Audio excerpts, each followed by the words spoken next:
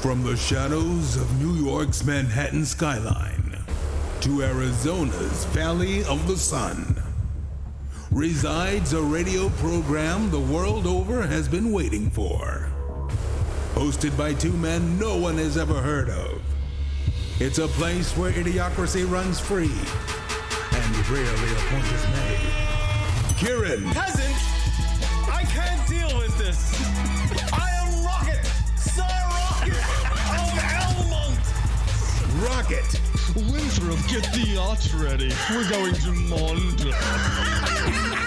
Together, these men will bring you laughter at any cost, even if that means sacrificing their own egos or well-being.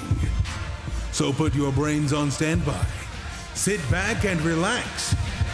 The boys have returned. Lunatic Radio starts now. Hi, everybody. Hello. I can't hear myself, but whatever.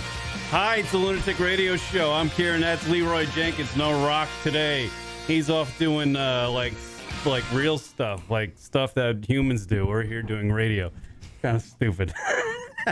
It's we're recording this show on a Saturday because it's NFL Sunday. The NFL starts this week, people, and joining us on the show today is Blythe Blumlevy. Is that it? Is that the last name?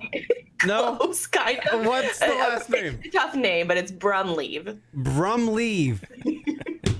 Leroy and I, like, for about 15 minutes, were like, Blumlevely? No, I don't. It's Blum something. I'm like, ah. So what is it, Kieran? It's Blum Live. Blum.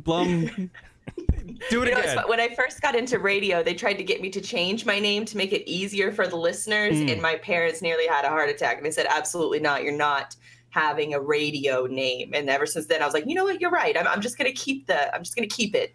Parents Make know it challenging for everyone. A lot of people do those radio name things.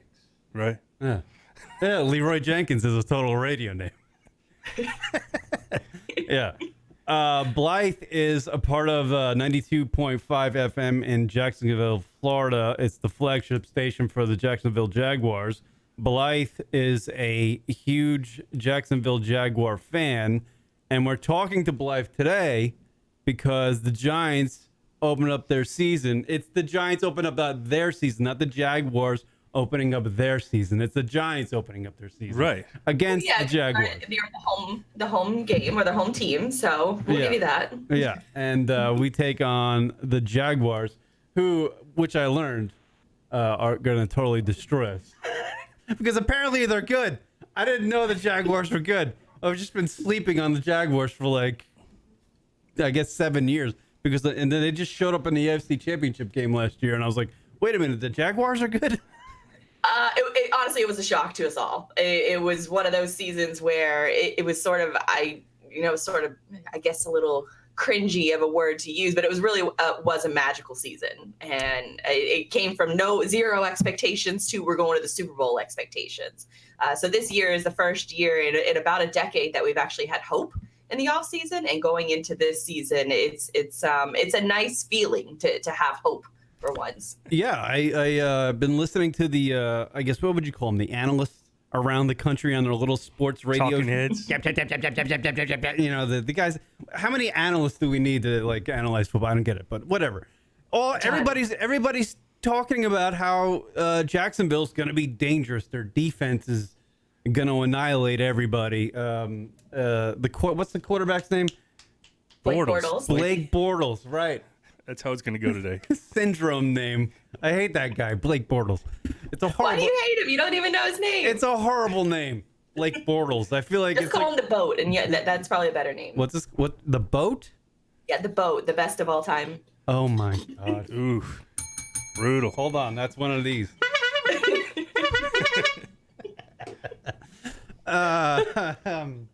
Yeah. Okay. Yeah. I guess the best of all time. But he's a serviceable quarterback.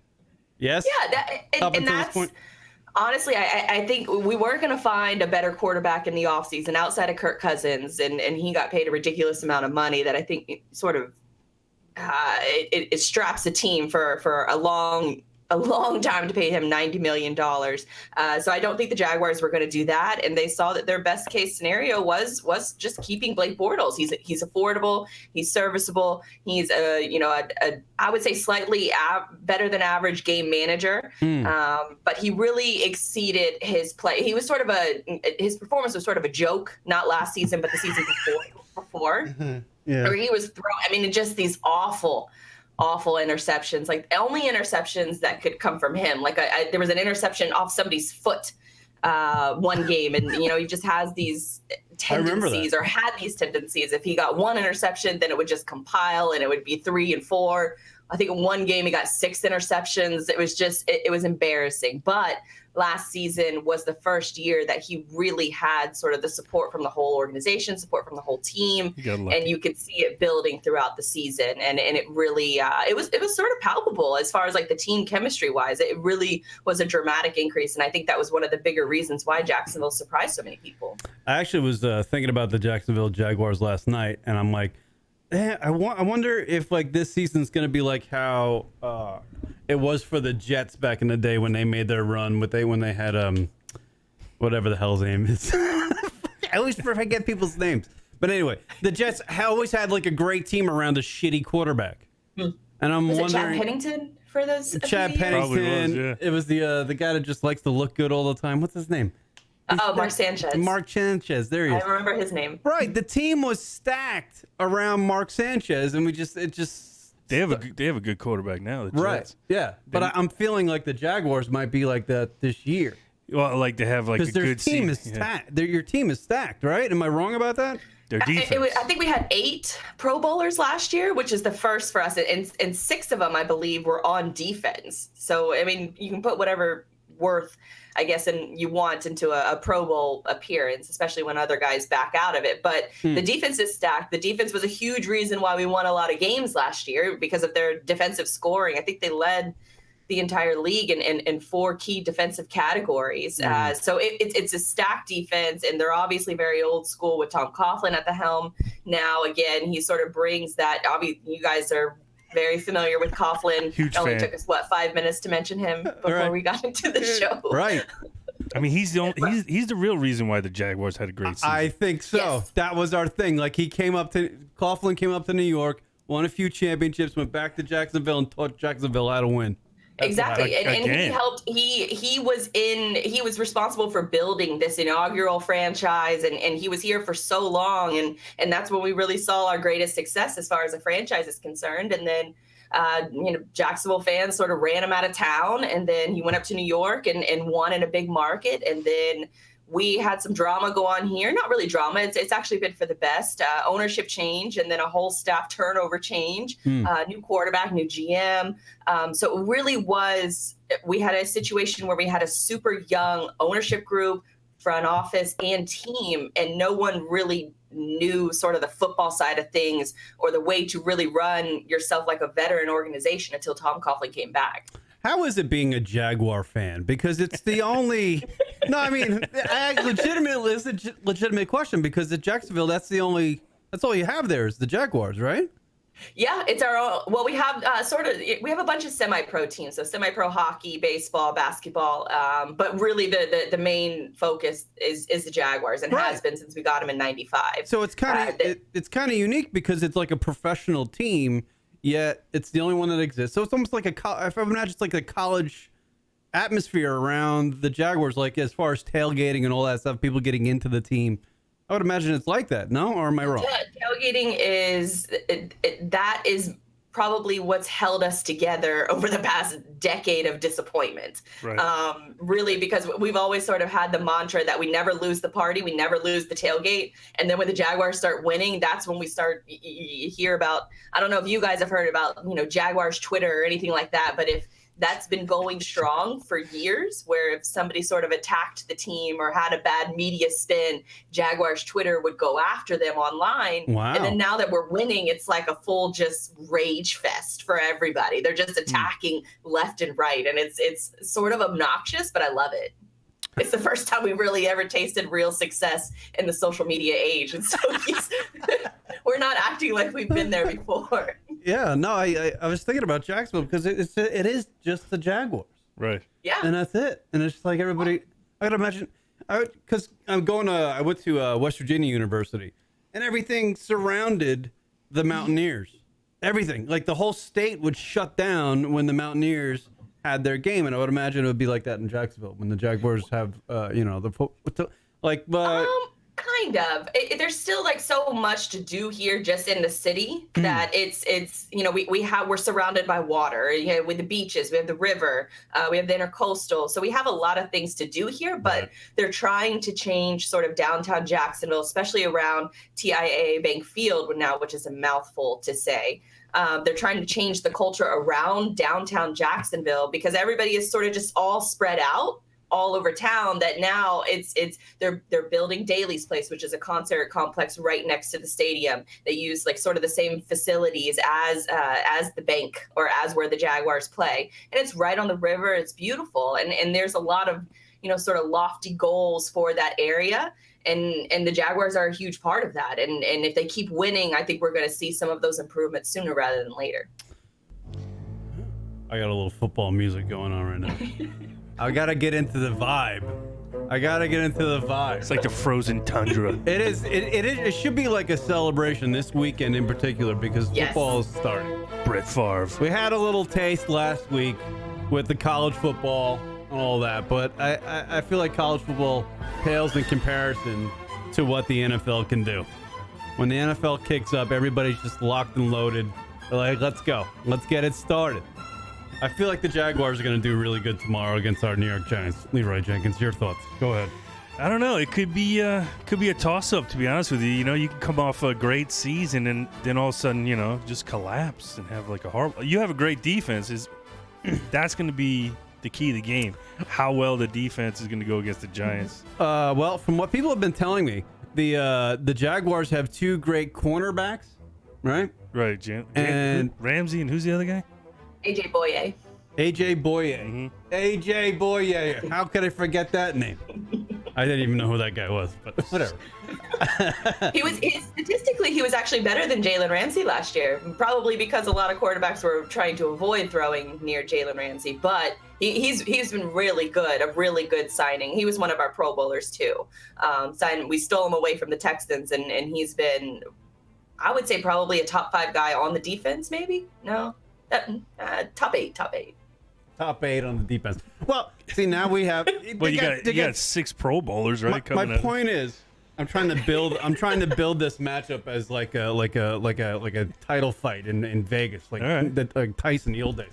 We got the 2 great cornerbacks, and then we have the great Odell Beckham Jr. Right, and Sterling signed $95 million. First game out of the box, he's got to face these 2 guys. I think what's more intriguing. Who are both, by the way, your cornerbacks are both like 6'2" and 6'3", aren't they? They're tall guys. They're not. Yeah, they're super. I mean, Jalen is a freak athlete. Like he's I want to say 6'2", but he could play any sport that he wanted to, and he sort of, I guess, got a lot of hockey people upset earlier in the week when he said he could, be in the NHL after 6 months of practicing. But he is an Olympic level type athlete. Right. Yeah, so that's what we have to face. I think what's more intriguing is the running matchup. Mm-hmm. You got Fournette versus Barkley. You know what I mean? Yeah, but it's not like they're facing each other. They kind of are, dude. No, I mean, one guy's going to run the ball, and then he's going to get off the field, and the other guy's going to run the ball. Odell is facing these guys face to face. He's lining up. He's doing this. He's lining up. Right. Stiff arm. Yeah, he's got a face. And he just signed a $95 million contract, so he's motivated. Odell Beckham Jr. is motivated. Yeah, but he got his money. Know if. Right. Wait. I want to hear what she's going to say. I was going to say. I forgot what I was going to say. I was hoping we could trade. That happens to me all the time. I'm trying to think about it. I'll open up my refrigerator and go, "Why am I here?" It's that music, man. You're throwing her off. Sorry, did I throw you off with the music? No, I do. Well, in particular with this game, I think that the Giants have always had expectations. Correct me if I'm wrong. They have high expectations every single year. And that's, I think, what's going to be interesting to see how the Jaguars deal with high expectations coming into this season. Because last year they sort of surprised a lot of people, and this year they're coming in with a target on their back, so they're not going to be surprising anybody this year. So it'll be interesting to see how it's sort of how they live up to that pressure. Yeah, Giants are going to be a surprise. They only get like 2 guys coming back. You know, Well, they're over-under numbers, like terrible, the Giants. for this game. No, for the year. Like they're over-under wins. It's like fucking 5 or 6 or something like that. Really? I've heard nothing but good things. Like, everybody thinks that the Giants are coming back this year. Like, they got rid of McAdoo, and now I guess the team is on the right track again. The only questions I've heard is the offensive line. Yeah. The offensive line is banged up, and that could be really good for us, obviously. Well, according to the 2-minute preview I watched last night of the Giants and Jaguars game,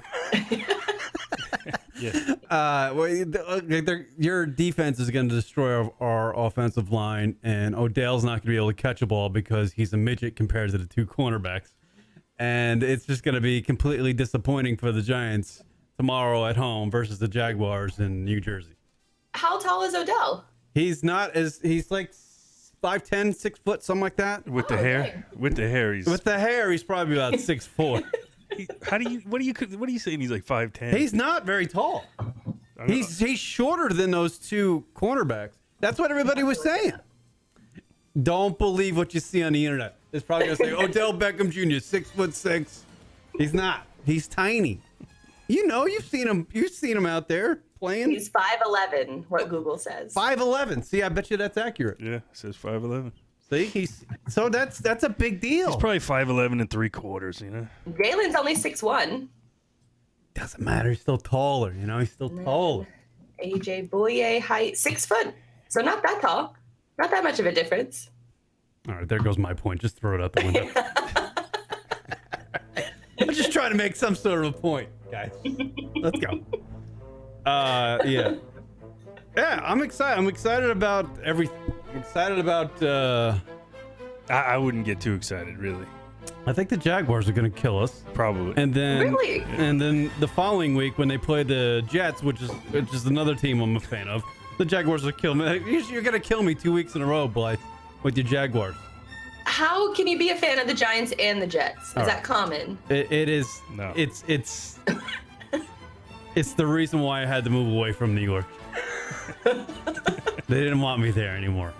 No, it's I just. said you got to pick a side. So are you a Yankee and a Mets fan too? No, see, this is exactly where this argument goes every time.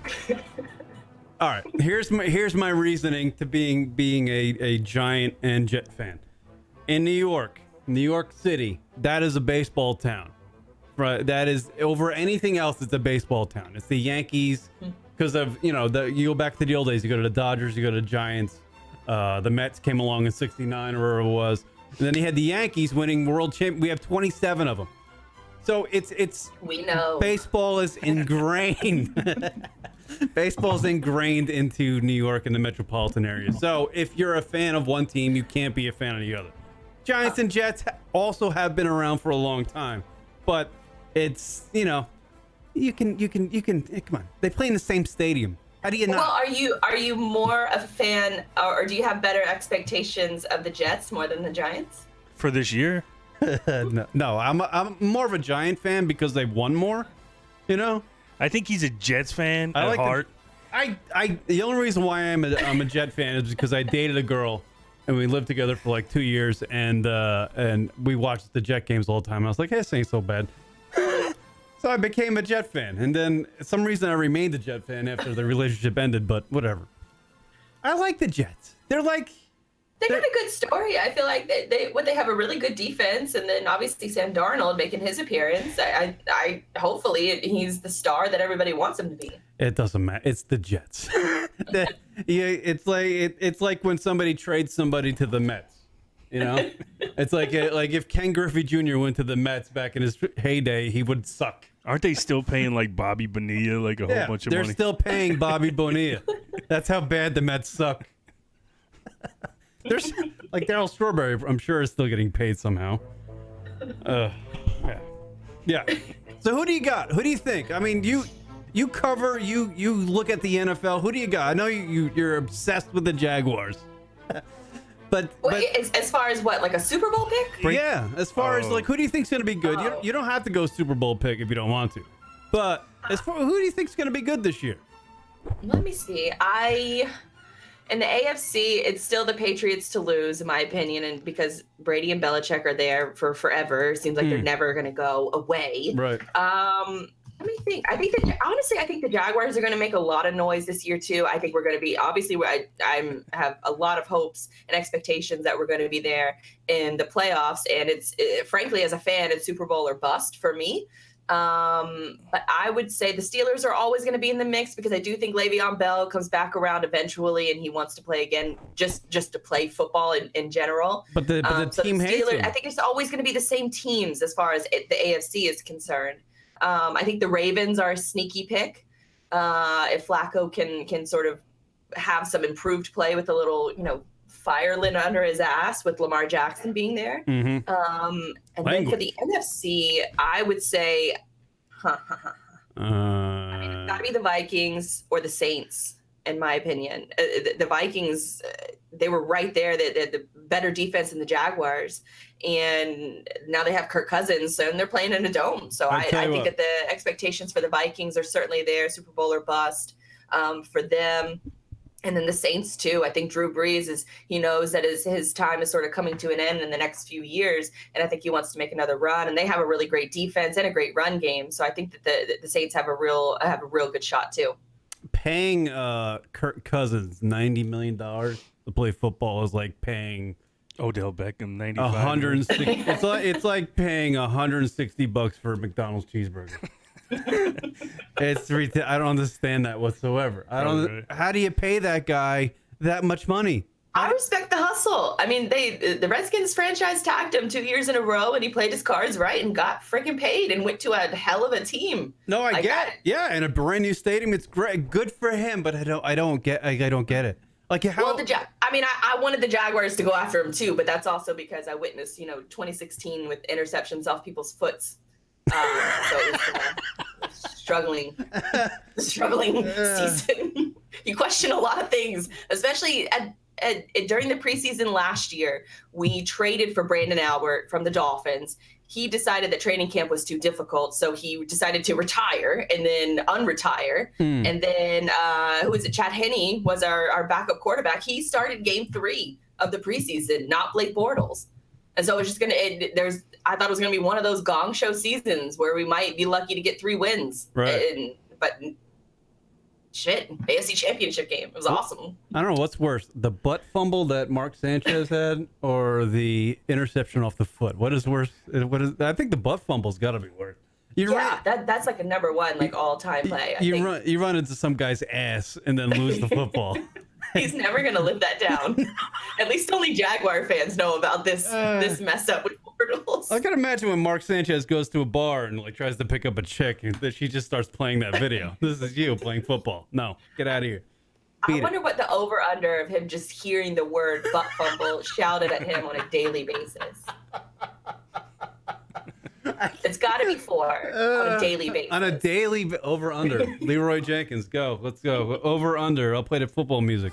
Butt fumble, daily basis. Daily basis, Mark Chan says. How many times does he hear the word butt fumble? I'm going over. Over 4, right? Over 4? Yeah. Where's he playing right now? He's not playing, I don't think. Because he's suspended, too. Steroids. For real? Really? I think so. Yeah, he was suspended. Where is he putting him? His hair? I mean, that was kind of the joke. Like, whatever steroids he was taking, you need to let us know because they weren't working. Yeah, he really fucked up steroids. Wow. He really screwed up taking steroids. Mark Sanchez, over under. Yeah, I got to go way over. If he's not playing, that means he's just walking to diners and delis and people are just yelling at him. He's like He's in a random bar or Right. something. Like, yeah, it's got to be over. He's pumping his own gas now. So, but he's getting, Mark Sanchez. My God. I remember when the Jets signed him and he like, right after the draft, all I saw was him getting like his picture taken in front of like New York City monuments and him like wearing like an Armani suit or something. I'm like, this guy's going to suck. Well, he's very handsome. I know, he's very good looking. I'll give him that. Like he wanted to be like a young Joe Namath right out of the box. You know what I mean? He had like the mink coat on. Yeah. No, you're not a Namath. Get out of here. He wasn't that great in college either. I get but I don't know. I think he was just pretty and he was marketable. So go to New York. Yeah. All right. Yeah, he's still suspended first 4 games for Is he? substance abuse. Substance abuse. Substance abuse. What? Well, not substance, or tested positive for a substance on the banned substance list. Says he was blindsided by the news. And I want to say unequivocally that I have never cheated or attempted to gain a competitive advantage by using a banned performance-enhancing substance. Clearly, Mark.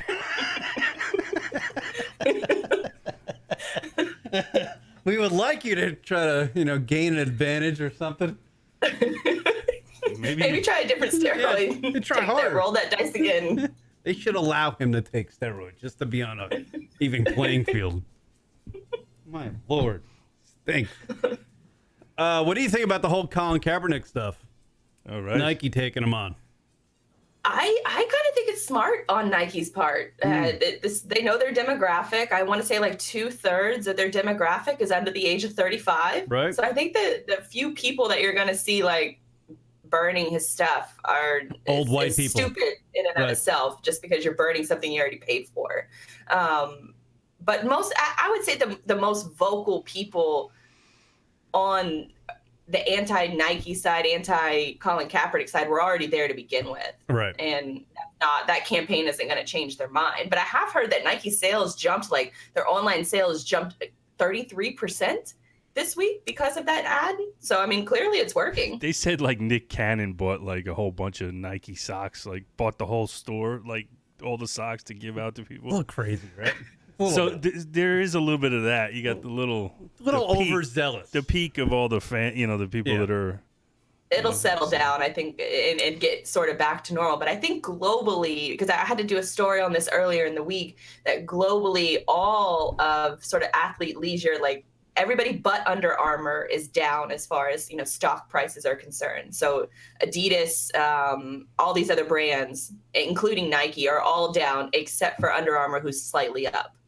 Right. And that was I saw that headline somewhere. I think it was in the New York Post. Nike, as soon as they signed Kaepernick, they put out the commercial. The New York Post just writes an article about how the stock dropped, and it probably has nothing to do with Kaepernick.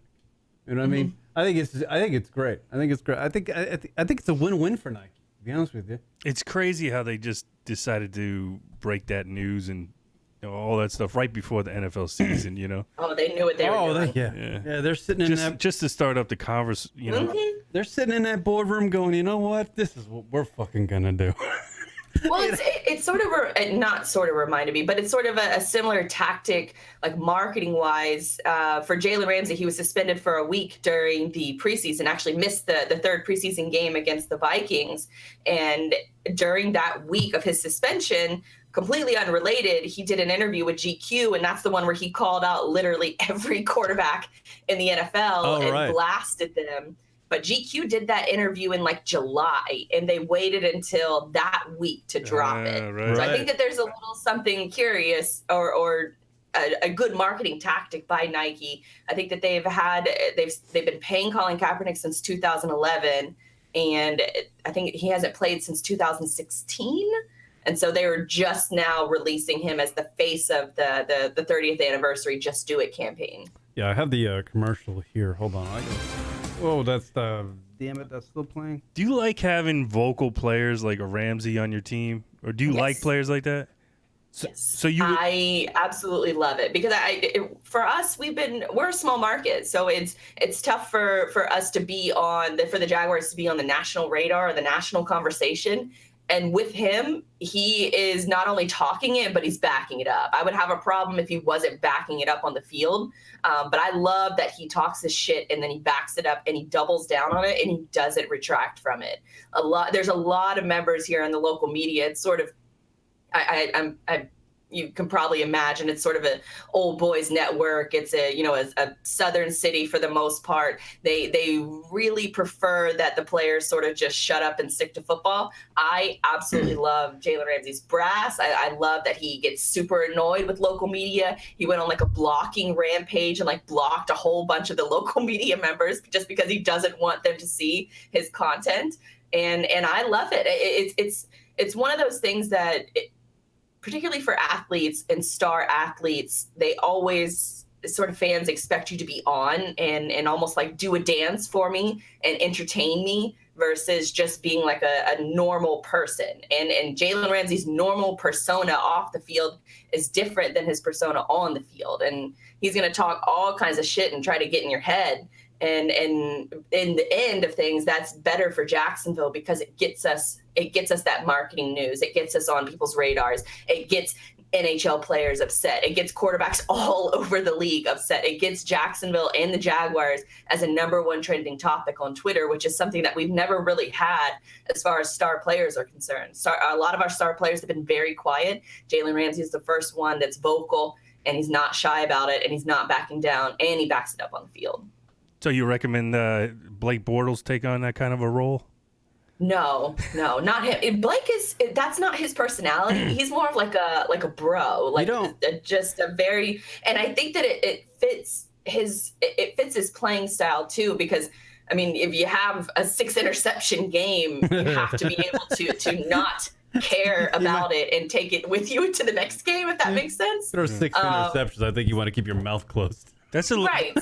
There's a lot of similarities between. And to his credit, as much as he is made fun of nationally and even still locally, he's never said a bad word. He's never, sort of stepped out of line. He's never gotten aggravated with the media. He's always answered every question truthfully. And he really is just like a good dude, like just a guy that you would go to the bar and have a few beers with. He just happens to be pretty good at football. He's like Eli Manning. What? I don't know. I would 10 out of 10 times pick having beers with Blake Bortles over Eli Manning. 10 out of 10. I think Blaise is alluding to Eli can be funny, man. Bortles is a better looking guy. Oh, is that right? Yeah, I think. No, not just looks wise, personality wise. Blake does have a really good personality. He's funny. We don't really get to see. We got to see more of it last year because the Jags were winning, so you could see his personality start to shine a little bit. But now you see that the other guys on the team are, they got his back, and that was something that didn't happen beforehand. It's like Eli Manning. Well, going back to Leroy's point, you like talking about Bortles and not being very outspoken. I don't think anybody wants their quarterback being outspoken. Not really. Just putting a target on him, like a Cam Newton or something. Yeah, you want to leave the outspoken guys in your team to the wide receivers and the cornerbacks, and sure. Yeah, I hate the wide receivers that talk shit. Like Odell's like a pain in my ass. It'd be great if kickers started talking shit. I'd like to trade Odell for Tom Coughlin if you're willing to do that. I love Odell. Really? Yeah. See, we're totally opposite here. I love Odell. I enjoy that. Straight up trade. Just Tom, come on back. I love the idea of the mysterious cocaine in a hotel room. I love that. I think it's a whole mission. It's a whole like what is Odell doing? Here's the problem. He plays this thing and he does well during the regular season. Come playoff time, he's dropping balls and shit.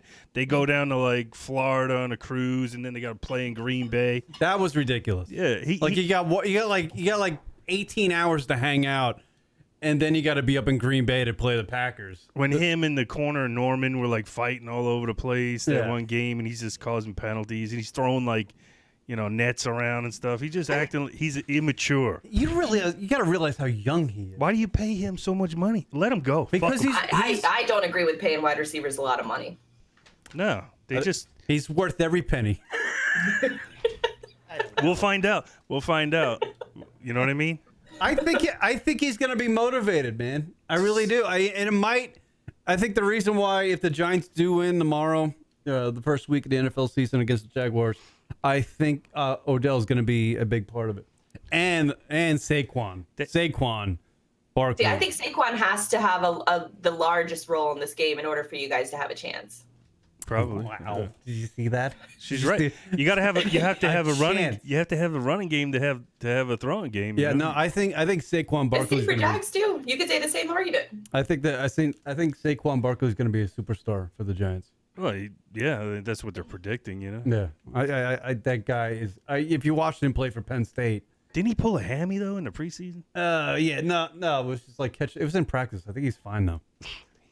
Who knows? Ooh, hammies are lingering though. He had like one play for like 30 yards, and then I haven't seen anything else. That's it. You know, we'll see what happens. And that's interesting because especially with the preseason, all the shows that I've listened to this week, they've all said that the September games are more of the preseason than anything, than actual preseason. The preseason is more of just like a toned down practice because they don't want to reveal anything, with everybody watching schemes and play calling and stuff like that. But that the September games are more of the preseason than anything. Yeah. So you can't really even know what to expect until you get into October. Yeah, preseason's like tryouts. Yeah. And then like the first week is just horrendous, like penalties and interceptions. A lot of bad play. People tripping and shit. But for the New York 26 penalties, I think was called in that Thursday night game. Yeah. And the most ever called last season was 21, and we had 26 on Thursday night. Ratings were down for that first game on Thursday night, by the way. That's what they say. I wonder if the delay had affected that. I think it was Kaepernick. Oh, the rain delay, right. They had him rained it. That's Atlanta and the Eagles. No one likes Philadelphia. Like the city of Philadelphia. You ever been there? It sucks. No, I haven't. You don't want to go. Don't worry about it. Well, they did come. The fans all came to Jacksonville when we had the Super Bowl here. The fans all came to Jacksonville, and I remember because I was super young and I was working a beer tub downtown, just selling beer for just to earn money during the Super Bowl. And we had some Philly fans come by, and they told us if we win this Super Bowl, we're going to burn your city to the ground. Oh, how delightful! It's like I thought it was funny at first, but when the Pats ended up winning, I've never seen the city clear out so fast. Waiting for the fires and shit. What about that? Everybody's just like, whoop. When they won the Super Bowl last year, what was it? There was fans that were like punching horses in the face. Some dude twice it happened. Like police horses, they were punching them in the face. Why? I have no idea. Well, the guy was like, "Why the long face?" That's a wacky. And then there was a guy that like celebrated their championship victory by eating some kind of probably horse feces off the floor. A Cleveland fan did that too. I think they were trying to upstage when the Cavs won. You probably thought it was a bratwurst. Yeah, and then they just riot. They're like They're the rioting type fans. They're idiots. Yeah. That's what Philadelphia is, though, man. It's so blue collar. They work hard during the week, some of them, and then they just get obliterated on the weekend. At the games, they throw like D-cell batteries at the players and shit of the opposing team. You gotta love it in some way, They're very fanatical. They're even more so. They're even more so maniacs. They were thinking about burning your city down for sure. Yeah. They made it perfectly clear that it was going to happen. They're more so crazy than Boston and New York because we have more, professionals. We have like studious people that are fans of the Giants and Jets. There's a lot, and same with Boston. Yeah. But Philly, man, it's just a working class town, like factory dudes, I think I heard a story after the Super Bowl, after they won the Super Bowl, and there was a car that was parked in like downtown Philly, and it had a New England bumper sticker on it. Oh boy! And they took Philly green, like the Philly green, they took paint and threw it all over the car, busted out a window, threw it all inside the car, and I'm like, you guys won. You know what happened? This is what happened. It's not enough for Philadelphia. This is what happened too. A Philly fan put that bumper sticker on there and then started a riot and told all his buddies, like, hey, look at this shit. Yeah, I guarantee you. Right? Yeah. This guy just called us a bunch of, Unbelievable. It's fun. Well, the NFL is back, people. It's going to be great. I think the Browns are going to be good, surprisingly, this year. I think I don't know. How do you quantify good? Like 5 wins. It's Cleveland. I mean, I don't want to overshoot it, but I think they're going to be better. What were the Jags last year? 13. We won 10-6. 10-6. Oh, 10-6, and they went to the AFC Championship. Coughlin likes a 10-6 record. He likes because it's sneaky. You can get into playoffs, and the people underestimate you. Maybe that's what he teaches every franchise that he goes to. You know what? Just lollygag it through the regular season, but squeak in to the playoffs, and then really start playing well. I think this year going to be 9-7. We won the Super Bowl when Coughlin was here when we were 9-7, something like that. 9-7. As long as we get to the ship this year, that's where I want to go. And be honest with you, I think Obviously, any other fan does too. if you I think you guys have a really good shot if you make it into the playoffs, because I think Brady. I was watching that Super Bowl last year against the Vikings, and I know I get it that Brady was one drive away from winning the game, but he doesn't have any zip on the ball anymore. Like, he throws like a Chad Pennington pass now. Like, it's just like there's no zip. Happen sooner or later that he's got to. Like, he completes most passes. Well. I don't know if it's just me. I'm not an analyst. I'm not Shannon Sharp on the goddamn thing. But his passes are completed based off of timing. They're not. He can't zip a ball in between, a defender's hands and squeak it into his wide receiver anymore. He's not the. Yeah. He's not. I agree. And I think that I heard somewhere that the percentage of his passes, the majority of them, like an overwhelming, like 65-70% of them are 8 yards and under. Right. Yeah. Is it dink and dunker? Yeah, but that's a Belichick game plan, I want. He likes the little dink and dunk type shit, like slant receivers and stuff like that, Which is, hey, I mean, it works. All right. Yeah. Jesus. This has been fun. But I think their franchise is over. The Patriots. I hope so. It's gotta be. There's so much like turmoil in there and like people. Yeah. There's a lot of smoke at the end of last year. I really didn't think that Belichick was going to come back. Yeah. I thought he was. And they had that huge report that dropped, or like the anonymous report. Then Gronk was thinking about retiring. Mm-hmm. Yeah. That guy's got it made. At some point, he's got to grow up, though. I heard that he has saved all of his earnings that any of his NFL money, he's saved it all. Right. He's lived off. The only thing that he spends is like his marketing dollars. Which is super smart. Mm-hmm. I was surprised. Yeah. I used to hate him, but the more news I hear about him. But you know that somebody told him to do that. Gronk wasn't going, okay, I'm gonna like his brothers were like there was about 8 financial advisors that put chains around him, stuck him to the ground, and were like, you're gonna do this because if you don't, you're gonna end up doing cocaine and dying on the field. 15 years from now. He has a future though, in like wrestling and these cruise tours and things like that. And honestly, that sounds like so much more fun than playing for the Patriots. Dancing. I really should start my radio show and put it on like a Carnival cruise line. I do way better. That'd be funny. All right. He's had a couple cruises that, like the Gronk party cruise that leaves out of Miami for like 3 to 5 days or something. Oh my God. Can you imagine the meatheads? Can you imagine the meatheads that go on that thing? It's like a Long Island rave bar. Oh God. Just nothing but SoCo and lime shots, Jaeger bombs. Just vomit everywhere. And nobody's wearing a shirt. No one's wearing a shirt. His agents that told him to like hold, put some money in this to the side. They're all pocketing that money. Like 15 years from now, he's going to be broke. I bet you that cruise is full of dude. You can't be a female and want to go on that cruise. I would want to go just for research purposes. Like, I feel like the people watching on it would be fantastic. Maybe you should fly over the ship with a helicopter and do research from there, because I don't think it's safe for a female to go on a cruise like that. That too. Well, what did he have? He had a football 101, like a ladies' night clinic. Oh, no. And I think a few like female reporters showed up and documented the whole thing, and it was really hilarious to listen to their takes. Like these professional female journalists going to a Gronk football 101 clinic for women. Wait, that's kind of like chauvinistic, don't you think? That's a little like, oh, let me teach the women about football. That's kind of They were actually pretty common up until I would say probably like 2 years ago. The Jaguars had them, the Bucks had them. I know Broncos, Texans, all over the league. They had these football 101 clinics, and that was the big gripe. And I think a lot of teams sort of stopped doing them because it was for women instead of just for everyone. Because there's a lot of dudes that don't know shit about football. Hello. I watch it, but that's about it. I like that team's uniform.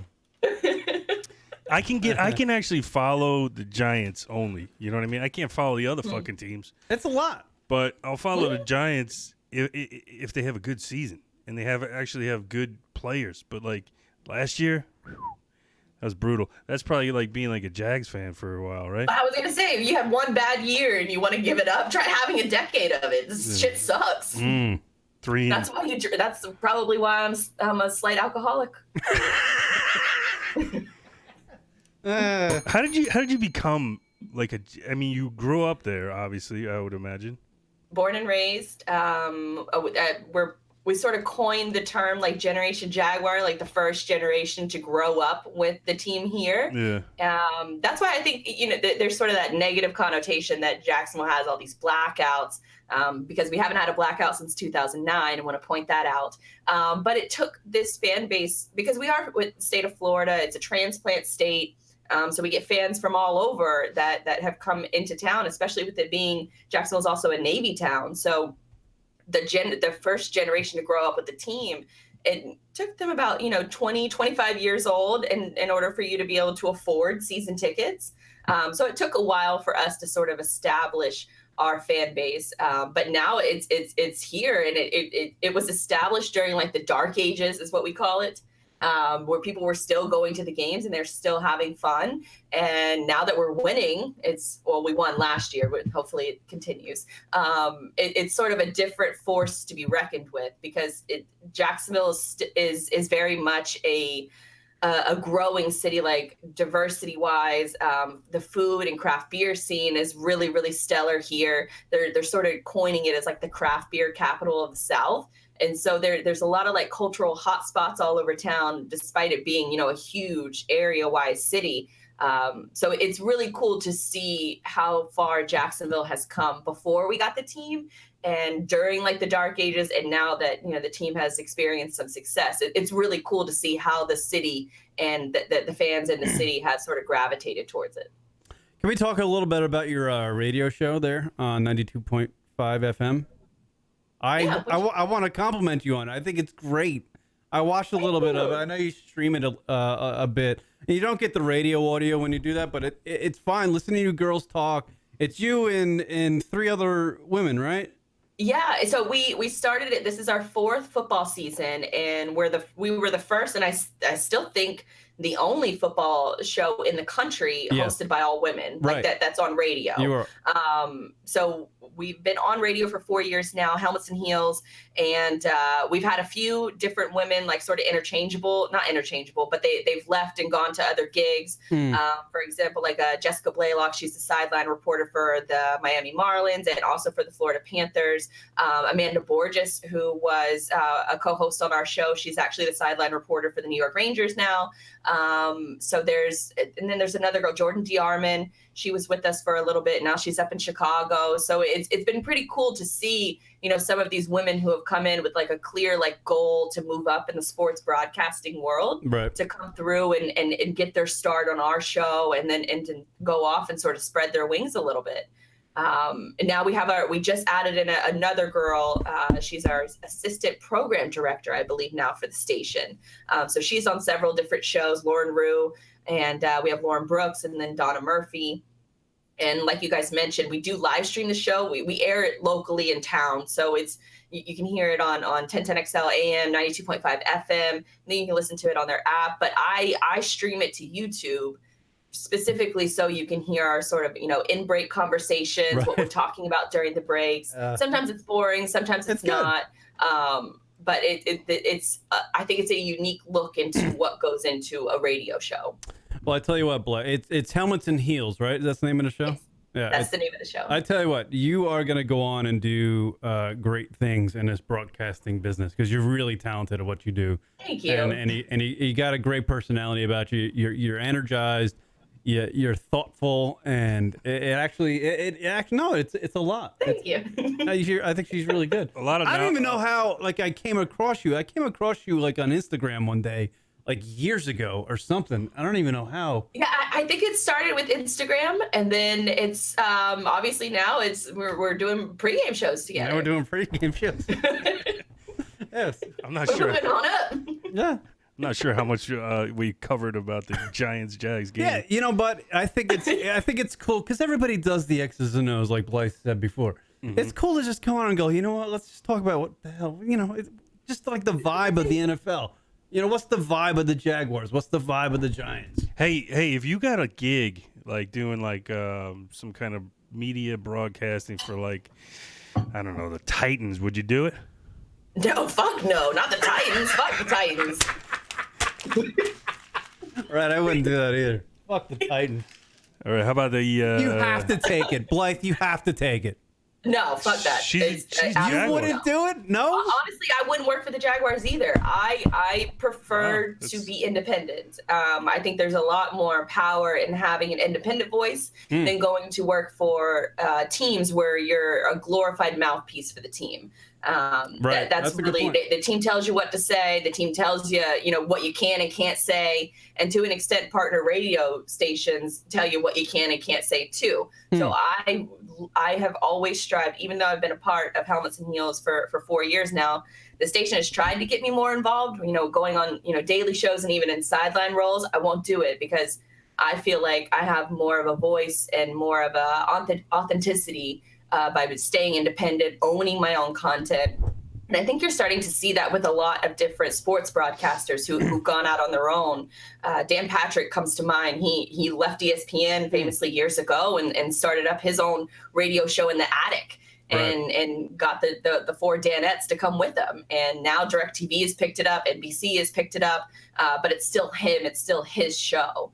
And if I were to say like long-term wise, as far as like career outlook, sports is a big part of it, but it's a passion for me. It's not going to be, I'm not going to go work the ranks on a high school, football sideline in order to move up in the world.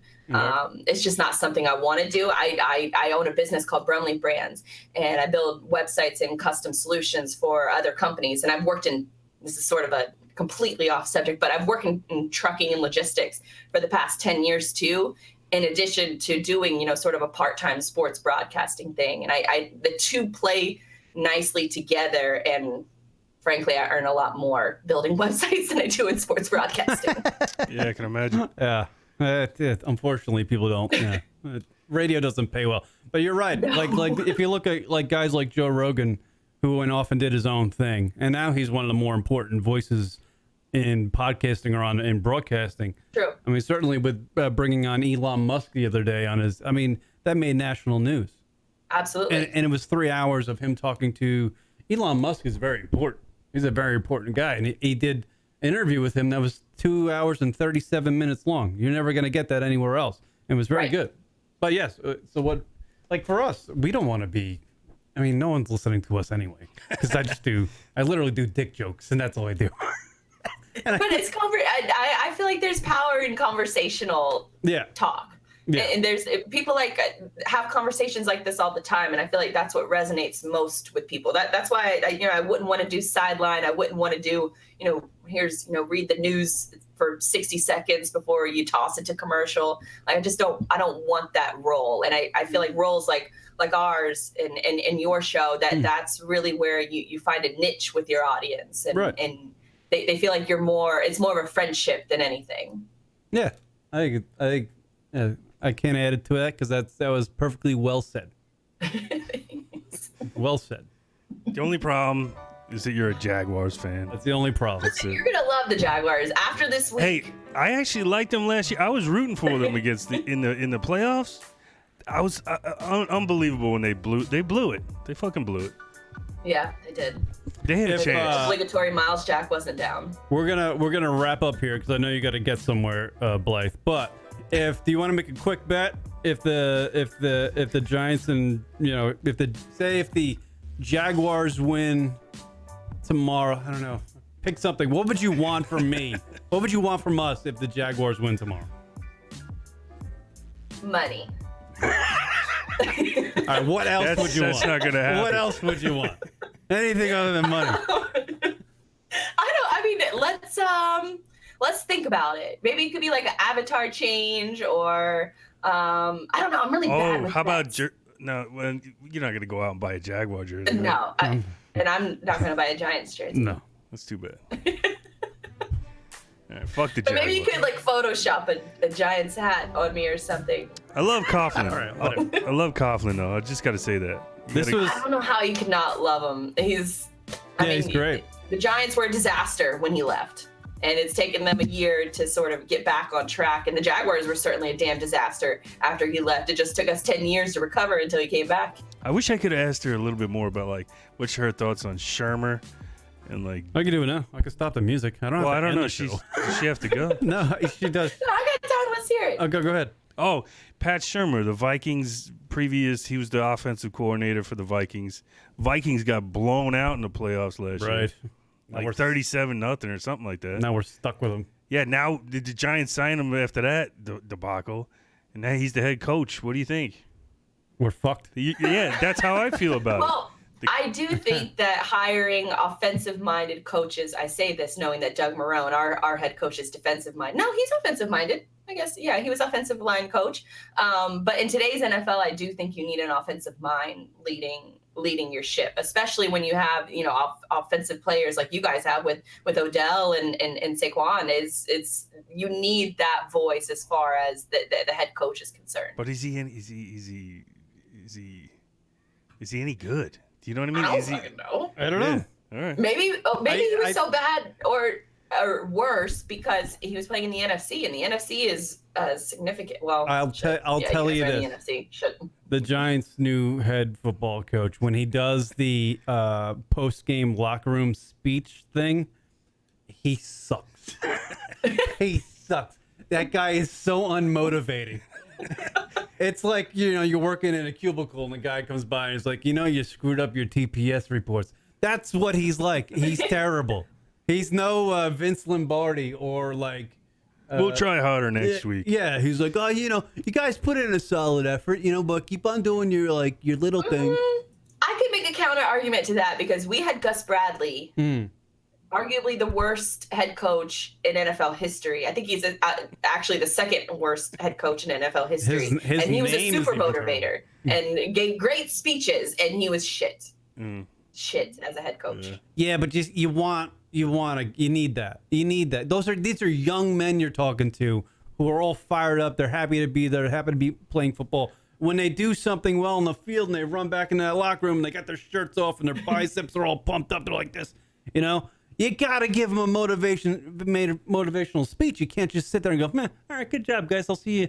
I got to go. I don't know. I don't know. Because, I feel like Gruden will is the type of guy that's really good at speeches like that, but I think he's going to be a gong show as far as a head coach in the league. Oh, wow. Maybe there's like a balance where your head coach is more of like the calm, collected type, and the coordinators are more of like the motivated guys. Yeah, but the camera, when it films the locker room after the game, But you want to see them. I you want wanna my see the head. hype. Yeah, I want my head coach to give the rah-rah speech. I think you want wins more than anything. I do, obviously. I read that the Jaguars, Yeah. I think offensive line talent scout or whatever is Chris Snee. Is that right? Chris Snee? Chris Snee. Chris The Snee? talent? No, I don't know who the talent scout is. I have to Google it. But I do know that we have a really good offensive line. He was an We ex-Giant. He was an ex-Giant player, so he went over with Coughlin. Oh, that makes sense. I was like, who the hell's this guy? I had no idea what you're talking about. Chris Snee. Yeah. Chris Snee. Oh, that's like his. Is that the one who married like his daughter or something? Could have been. It might What? be. Yeah. That's. I think he might have married Coughlin's daughter. Yeah. Yeah, there was a. Oh, he's the father-in-law. Okay. Right. Okay. Or Coughlin is the father-in-law. Son of a bitch. With the balls on that. What guy, do they call that? Nepotism down there in Jacksonville? Well, I guess they don't have that. Yeah. You just hire their Y'all family members. really? how much or how long do you think the loss of Coughlin will affect you guys as a franchise? Is that an actual question? How long? Yes. We are the New York Football Giants. We know how to win. Yes, we're gonna find out. Yeah. I don't know. I think when we lose Eli, because they released Davis Webb, like our backup quarterback. They just threw him out the door, even though like before the draft this year, they were talking about Davis Webb being the guy. The backup, the second, the number 2. Yeah. They just got rid of him. They just were like, see you later. We're going to take Eli for 2 years, and then we'll figure it out from there. Like, that's not a good approach. Unless you tank the next 2 seasons, get another draft pick, But we're not going to do that when we because if you weren't picking in the top 5, you weren't going to get any of those guys. But I feel like you guys made a smart bet with getting Saquon over a questionable quarterback. Like a Sam Darnold or something like that. Right, but what I'm saying is that I thought Davis Webb was something like potential, like a really good quarterback potentially, but then we just threw him away. We just threw him in the trash can. I have a conspiracy theory too behind that too. Like, well, what is it? The Giants got a new GM, Dave Gettleman, right? He's from Boston. Yeah, it's a whole New York Boston thing. We don't like Boston. What the fuck? He's coming in there to sabotage the Giants. Maybe could be cursing the Giants. Infiltrate them from the inside. Right. Now you can trust Coughlin. You know what I mean? He's a trustworthy guy. Well, he brought us 2 Super Bowls. That's why. I don't know about this Gettleman, character. He does have. He's got to stop using the word wicked. Right. We got a wicked good football team here. Yeah, enough. Go back to Boston. All right.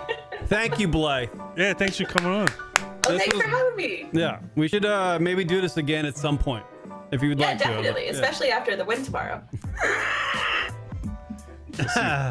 Yeah, all right. Good luck. All right. Yeah. Canceled. What's your score prediction?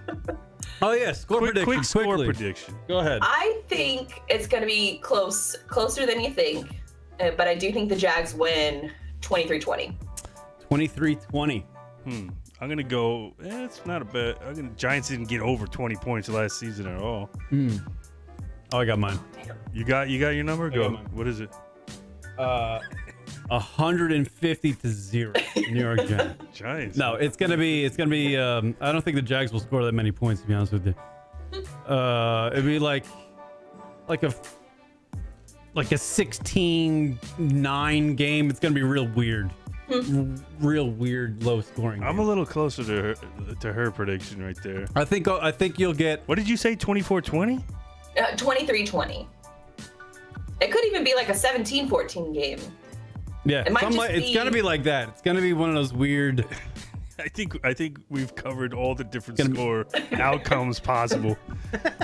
33-25. Yeah, there'll be one big play, and that'll be it. And there you go. Thank you, Blythe. Thank you guys for Coming on having today. me. All right, and we'll see you folks possibly tomorrow or next week on the lunaticradio.com show. Follow us on Instagram at Lunatic Radio, on Twitter at Lunatic Radio. The website is www.lunaticradio.com, and subscribe to us on YouTube. The Lunatic Radio Show? Is that it? I don't even know. All right, we'll see you later. Bye, people.